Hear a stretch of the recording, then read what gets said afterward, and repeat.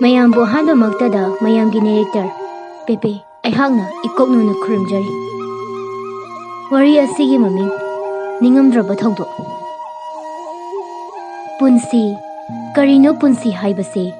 ꯀꯅꯥꯒꯨꯝꯕ ꯑꯃꯒꯤꯅ ꯅꯨꯡꯉꯥꯏꯅ ꯋꯥꯡꯂꯕ ꯐꯨꯔꯗ ꯂꯥꯟꯗ ꯂꯩꯗꯨꯅ ꯅꯨꯡꯉꯥꯏꯅ ꯂꯩꯅꯔꯤ, ꯑꯗꯨꯒ ꯀꯅꯥꯒꯨꯝꯕꯒꯤꯅ ꯋꯥꯅ ꯑꯋꯥꯃꯆꯥ ꯀꯌꯥ ꯈꯥꯡꯗꯨꯅ ꯅꯣꯡꯃꯒꯤ ꯆꯔꯥ ꯑꯃꯠꯇ ꯑꯣꯏꯔꯕꯁꯨ ꯐꯪꯂꯕꯗꯤ ꯍꯥꯏꯅ ꯅꯤꯡꯍꯟꯅꯗꯅ ꯍꯣꯠꯅꯔꯤ꯫ ꯃꯤꯑꯣꯏ ꯈꯔꯅ ꯑꯃꯨꯛꯇ ꯄꯣꯛꯄ ꯃꯤꯑꯣꯏ ꯃꯄꯣꯛ ꯑꯁꯤꯕꯨ ꯀꯔꯤꯁꯨ ꯂꯩꯇ ꯃꯁꯥꯅ ꯃꯁꯥꯒꯤ ꯄꯨꯟꯁꯤꯕꯨ ꯂꯣꯏꯁꯤꯟꯖꯔꯤ꯫ ꯈꯔ ꯑꯃꯅ ꯃꯥꯒꯤ ꯐꯪꯖꯔꯤꯕ ꯃꯄꯣꯛ ꯑꯁꯤꯕꯨ ꯄꯥꯝꯃꯨꯅ ꯂꯤꯛꯅ ꯁꯤꯖꯤꯟꯅꯔꯤ꯫ ꯄꯨꯟꯁꯤꯒꯤ ꯑꯣꯏꯕ ꯁꯥꯟꯅꯔꯤꯕ ꯂꯤꯂꯥ ꯑꯁꯤꯗ ꯃꯤꯑꯣꯏ ꯈꯨꯗꯤꯡꯒꯤ ꯃꯥꯒꯤ ꯑꯣꯏꯕ ꯊꯧꯗꯥꯡ ꯀꯌꯥ ꯂꯧꯅꯔꯤ꯫ ꯁꯨꯃꯥꯡ ꯂꯤꯂꯥꯒꯤ ꯁ꯭ꯇꯦꯖ ꯃꯊꯛꯇ ꯁꯔꯨꯛ ꯌꯥꯔꯤꯕꯤꯁꯤꯡꯅ ꯃꯥꯒꯤ ꯂꯧꯒꯗꯕ ꯊꯧꯗꯥꯡꯁꯤꯡꯗꯣ ꯄꯥꯡꯊꯣꯛꯂꯝꯂꯒ ꯂꯣꯏꯁꯤꯜꯂꯒ ꯆꯠꯅꯈꯤꯕꯒꯨꯝ ꯅꯣꯡꯃꯗꯤ ꯑꯩꯈꯣꯏꯁꯨ ꯃꯥꯡꯈꯤꯒꯅꯤ ꯏꯁꯥꯒꯤ ꯊꯧꯗꯥꯡꯁꯤꯡꯗꯨ ꯄꯥꯡꯊꯣꯛꯂꯝꯂꯒ꯫ ꯀꯅꯥ ꯑꯃꯅ ꯊꯣꯟꯅꯍꯧꯒꯅꯤ ꯇꯨꯡꯒꯤ ꯆꯥꯔꯣꯜ ꯁꯨꯔꯣꯜ ꯐꯥꯎꯕ, ꯀꯅꯥ ꯑꯃꯅ ꯂꯩꯔꯝꯃꯤ ꯍꯥꯏꯕ ꯐꯥꯎꯕ ꯈꯪꯅꯈꯤꯔꯔꯣꯏ꯫ ꯃꯁꯤꯗ ꯊꯣꯏꯕ ꯑꯃꯗꯤ ꯂꯥꯡꯂꯦꯟꯁꯨ ꯇꯥꯏꯕꯪꯒꯤ ꯀꯨꯝꯍꯩ ꯁꯥꯟꯅꯔꯤꯕ ꯂꯤꯂꯥꯁꯤꯗ ꯌꯥꯎꯔꯤ꯫ ꯊꯣꯏꯕ ꯑꯗꯨꯛ ꯁꯥꯡꯅ ꯒꯥꯔꯤ ꯊꯧꯔꯛꯂꯤꯕꯗꯨ ꯃꯆꯤꯟꯗ ꯋꯥꯏ ꯀꯧꯕ ꯍꯥꯏꯗꯅ ꯃꯣꯃꯣꯟ ꯅꯣꯛꯅ ꯊꯧꯔꯛꯂꯤ꯫ ꯅꯥꯀꯟꯗꯁꯨ ꯂꯥꯡꯂꯦꯟ ꯐꯝꯂꯤ꯫ ꯂꯥꯡꯂꯦꯟ ꯉꯁꯤꯗꯤ ꯅꯍꯥꯟ ꯃꯈꯩꯒ ꯃꯥꯟꯅꯗꯕ ꯃꯤꯅꯣꯛ ꯑꯃ ꯌꯥꯎꯔꯤ꯫ ꯃꯈꯣꯏ ꯑꯅꯤ ꯉꯁꯤꯗꯤ ꯌꯥꯝꯅ ꯍꯔꯥꯎꯕ ꯅꯨꯡꯉꯥꯏꯕꯒꯤ ꯃꯃꯤ ꯂꯣꯏꯅ ꯇꯥꯔꯤ꯫ ꯊꯣꯏꯕ ꯒꯥꯔꯤꯗꯨ ꯊꯧꯅ ꯑꯁꯨꯝꯅ ꯂꯥꯡꯂꯦꯟꯗ ꯍꯥꯏꯔꯛꯂꯤ꯫ ꯂꯥꯡꯂꯦꯟ ꯇꯞꯅ, ꯍꯥꯎ, ꯉꯁꯤꯗꯤ ꯑꯩꯒꯤ ꯑꯉꯥꯡꯁꯦ ꯌꯥꯝꯅ ꯍꯔꯥꯎꯅ ꯎꯏ꯫ ꯀꯨꯏꯔꯦ ꯅꯪꯅ ꯁꯨꯃꯥꯏꯅ ꯍꯔꯥꯎꯕ ꯎꯈꯤꯗꯕ꯫ ꯑꯩ ꯉꯁꯤꯗꯤ ꯌꯥꯝꯅ ꯍꯔꯥꯎꯋꯦ ꯅꯪꯅ ꯅꯪꯒꯤ ꯆꯤꯜꯂꯕ ꯃꯇꯝꯕꯨ ꯀꯥꯏꯊꯣꯛꯂꯒ ꯑꯩꯒ ꯂꯥꯛꯄꯁꯦ꯫ ꯑꯗꯣ ꯍꯣꯔꯦꯟ ꯅꯣꯏꯒꯤ ꯁꯔꯗꯨꯅ ꯃꯥꯒꯤ ꯍꯧꯅꯕꯤ ꯈꯨꯗꯛꯇ ꯊꯕꯛ ꯍꯦꯛꯇ ꯍꯥꯏꯖꯤꯜꯂꯛꯄꯗꯣ ꯑꯃꯨꯛ ꯇꯧꯔꯛꯇꯣꯏꯔꯣ?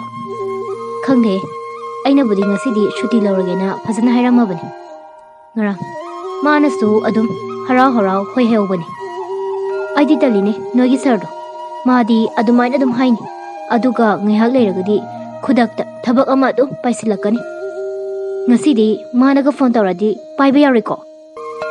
ꯍꯣꯏ, ꯑꯗꯣ ꯑꯁꯥꯏꯗ ꯀꯦꯐꯀꯨꯝꯕ ꯂꯩꯕ꯭ꯔꯥ ꯌꯦꯡꯁꯦ꯫ ꯄꯨꯡ 4ꯗꯒꯤꯅꯦ ꯅꯪꯅ ꯒꯥꯔꯤ ꯊꯧꯔꯛꯂꯤꯁꯦ, ꯍꯧꯖꯤꯛꯅ ꯄꯨꯡ 10 ꯇꯥꯔꯦ, ꯌꯧꯒꯗꯕꯁꯨ ꯄꯨꯡ 1 ꯋꯥꯠꯂꯤ꯫ ꯀꯩꯅꯣꯝ ꯆꯥꯔꯒ ꯉꯥꯏꯍꯥꯛ ꯄꯣꯊꯥꯈꯤꯁꯦ꯫ ꯈꯥꯝꯂꯒꯨꯝꯁꯦ, ꯑꯗꯨꯝ ꯌꯧꯅꯕ ꯊꯧꯔꯒꯦ꯫ ꯑꯗꯨꯒꯤ ꯁꯔꯨꯛ ꯉꯁꯥꯏ ꯅꯪꯅ ꯍꯥꯞꯈꯤꯕ ꯁꯦꯟꯋꯤꯁꯇꯣ ꯑꯗꯨ ꯑꯣꯏꯅ ꯄꯤꯔꯛꯑꯣ, ꯑꯗꯨꯝ ꯒꯥꯔꯤꯁꯦ ꯊꯧꯅ ꯆꯥꯔꯒꯦ꯫ ꯑꯩꯌꯥ, ꯑꯩꯗꯤ ꯀꯥꯎꯋꯦ꯫ ꯍꯣꯏ꯫ ꯂꯥꯡꯂꯦꯟ ꯋꯥꯁꯤ ꯍꯥꯏꯔꯒ ꯃꯥꯒꯤ ꯕꯦꯒꯇ ꯍꯥꯞꯂꯛꯂꯤꯕ ꯁꯦꯟꯋꯤꯁ ꯑꯗꯨꯕꯨ ꯂꯧꯊꯣꯛꯂꯒ ꯊꯣꯏꯕꯗ ꯄꯤ꯫ ꯑꯁꯨꯝꯅ ꯊꯣꯏꯕꯅ ꯒꯥꯔꯤꯗꯨ ꯂꯦꯞꯇꯅ ꯊꯧꯔꯛꯄꯅ ꯃꯈꯣꯏ ꯑꯅꯤꯅ ꯂꯥꯛꯂꯤꯕ ꯃꯐꯝ ꯑꯗꯨ ꯌꯧꯔꯦ꯫ ꯊꯣꯏꯕ ꯒꯥꯔꯤꯗꯨ ꯃꯐꯝ ꯑꯃꯗ खामलगा लांगलेन दा असुमना हाइरकली। लांगलेन नंग पोचैसिंगसे नंगना ngamba खरा पाइरगा चगलमु आई गाड़ी से मफम चाना त खामगिगे। लांगलेन सु होय हाइरगा गाड़ी दगी कुमथाख्रे।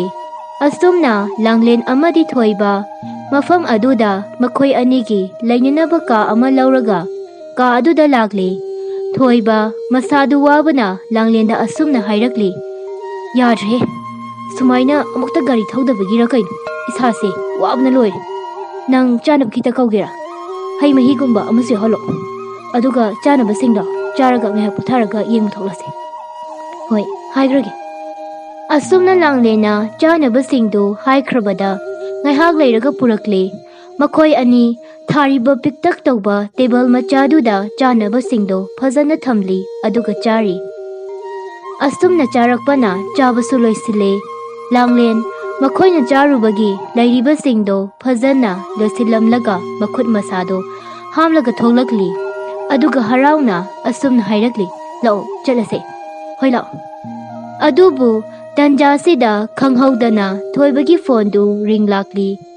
Thoiba thanglamba khongthangdu chap lepi aduga phone du paikhatuna yengi Thoiba tumina phone du yengli Langlen Thoibagi matauda jingnana asumna hanglakli Thoiba kanano Thoiba lala tauna sarne Langlen Thoibagi sarpalakpadata saubana mai hawkre aduga asumna makha tarakli paibiyareko nangasai manap tawrasu pairoi hakibani ko Thoiba tapna mi athu khaygi oiramadi yaroi paidaba sitang pai aduga mathangdagidi pairoge yaroi habani ko mana tawrakli se thabak khairak toi sodana oiramni ai nangi sardo phajana khangi ko Langlen se saungnuba amda tap thause masu yadana tawrakli bo oiramni ba Asumna Thoiba Langlen fana kana phone du paidana bahairabasu Thoiba na paikhatkre adubu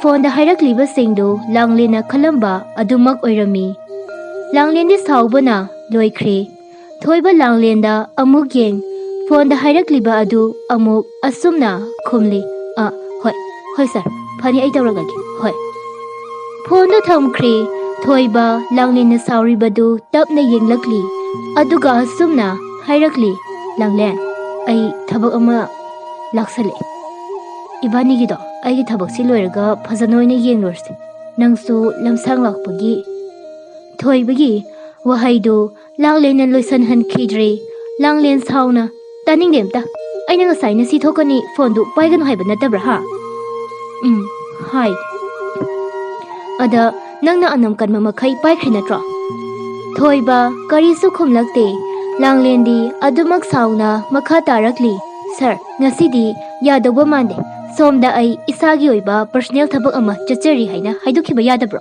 nachindu panabro nogi sarduna hari khai nangna hoi na adum tawlaise kaiginoba saunse ai yam thuna losilakeba masu asomda yadabagini nangi sardugi imung manuga amta leitabro nangbu ngarang phajana hairame haibadaine aduga hojikna muk karinoba Ibanigi koiba laklibra natraga nangi sargi pakhon tharaklibra haiba nang haisini nangi sardugi manai achan bhaibado adum oiduna lehoro aidi sale nang yaudrusu Langlen wasi hairaga Thoibana khamba yadaba makhai kadagi thokre Thoiba Langlen na thokrabada sodu amuktang sangna hongdu I aduga machinda tapna asumna soli madugi sar koktang dusune ngasi aina sauningdana magi makok atangbudo soiroise aduga sinamu karaidana chatlamdoise lam koibanena harauna lakchakibaneba aise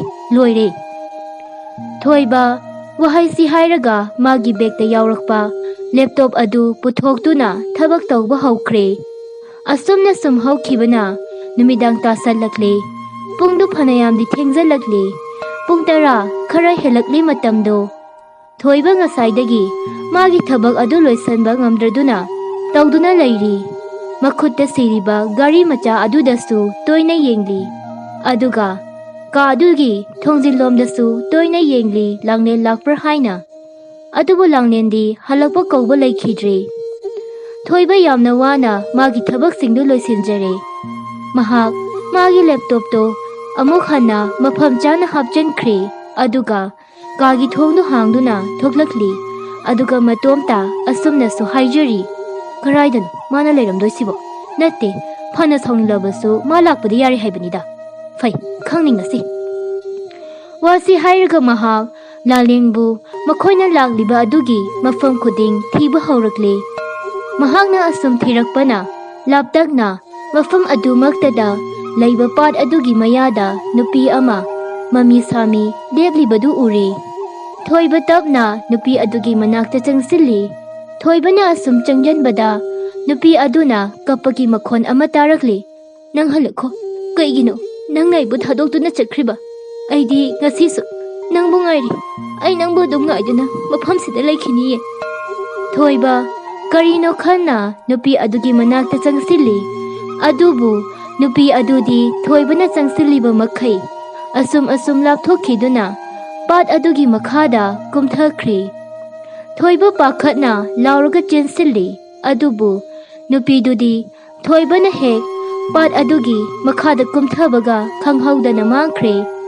Thoiba ngakna mafam aduda yengli aduga machinda asumna sholi. Karino hojikido aina hoji ukhibadubu nupinida. Asumna thoiba ngaihak mafam aduda leiramlaga pat adugi akoibada chatuna langlenbu amuk thiba haurakle. Thoiba asum thirakpana langlen na pat aduda chumna yengliga leplibadu uri. Thoiba harauna langlegi manakta chensilli aduga asumna kauri. Langlen nang sauriba se sauranuba ai lalebako halase ai hayengdi magi phone pairogi laoba. Langlen thoibagi wadu karisu khomlakte mahak adum tumena mangda yengli. Thoiba amuksu langlenda yenglaga makha tarakli. Langlen laomi se sauranu ai soigreba. Langlen handaksu karisu khomlakte. Thoiba langlena karisu khomlaktabada karino khanna langlen yengliba maikai adomda yenglakli. Adubu thoibana yenglakpadadi ngasai mahakna pat adugi mayada ukhiba nupi adu leptuna leirami. Thoiba madu ubada yamna ngakre. Mahak ngakna machinda asumna soli asibu ngasaigido manida. Thoibana asumna solingaida langlendi tapna makhongdu thangduna pat adubu kumba haukre. Thoiba langlengi mataudu ubada karinoma taure. Khangladuna langlenbu chakhidanaba asumna khamli. Langlen amta ngaikose nanga chalise kadaidano mi isingsida sum kongkrese kaigino se amta gyam taungmi. Thoiba wasingsi hairaga langnigi makhutu paiduna chakhidanaba kanna hotnari. Adubu langlendi henadum thoibagi makhutu kanthoklamlaga chakhiduna pat adugi iraida lukkhre. Thoiba mafam aduda ningamdana langlenbu kauraga kapchaba natana upai leitre. Langlen kaino nang si taurise ai gyan taba ngamdre. Asumna thoibana kaplingai tanja asida thoibagi tungda nupa amagi khonjal tarakli. Ibungo hai kaidawragine nangbo nasagado loina chotline se mathakta kakhalo. Asumna nupa aduna tauraga thoibabu pat adugi mathakta kakhathalle. Aduga thoibada karino taure haina hangli. Thoiba kapna angauba amagum hauzik ngehaki mamangda thokhiba singdu loina tamli. Nupa adu thoibada thokriba singdu kari maramdagino haiba loina gyan takre. Nupadu thoibada yamna nungaitana yenglaga asumna hairakli. Ibungo hauzikti nangi nupido amuk hana thirabasu phangnaroi toklo. Nangna horiba nupido mi nate Thawai ni. Mafam asida matam koinadagi leiraklabani. Nupi adu matam amada mafam asida noma koiba lakhi. Ada mafam asigi nupa macha ama patagi nomagi afangba nga pharaga kaithina yoma nupa macha aduga thengnabadagi nungsinaraki. Adubu nupi adugi mama mapa mabungsingna yadabadagi nupado makhoina yamna tamthina phuraga hatokphiki. Ada mahaksu pendaba nungaitaba singdu punsankhraga pat asida luptuna thawai thaki. Adudagi adum nupi adugi thawaiduna pat asida ahing khudin kapli. Aduga kari kumakanda pat asida ahing athengbada matomta tholakpa. Miyoi singbu mana pat asida adum kauthaki. Aduga mahana kauthakiba miyoi ado phana thirabasu nongmata phangkidi. Adunani mamana hairisi. Asumna thoiba upai laita mafam adudagi amu matomta hankre. Adubu langlendi nongmata thiba phangkidre. Asumna nongmadagi nini dagi humni numit kaya tha kaya chahi kaya haukre. Thoiba adum toina mafam aduda laktuna langlenbu ningsinglaga kapli.